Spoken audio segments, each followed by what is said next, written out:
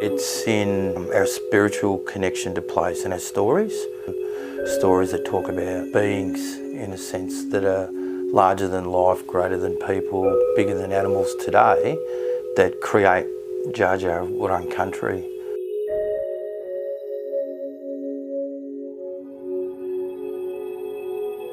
Think about us as being modern people today, we can apply our understanding and science of the environment to geological events taking place, now many hundreds of thousands of years ago that are embedded in my people's stories.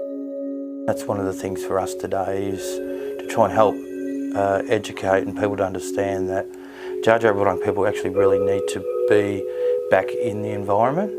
Now that doesn't necessarily mean for us as a people that we're there day to day like the ancestors were, but current land management practices and way things are managed, we believe that should be founded upon that old way. It's not turning back the clock, I think it's applying some really unique old practices of managing landscape, but just doing that today.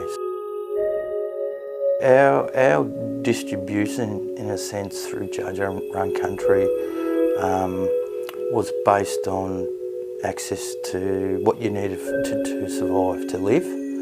So water was fundamental to that, to transverse through the landscape using river, creek.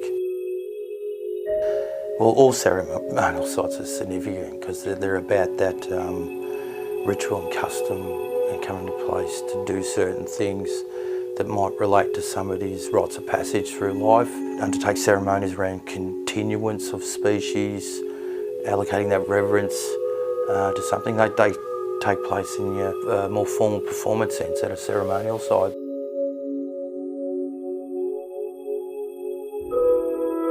For Dja Dja Wurrung people, I think our role for the future is to be leaders.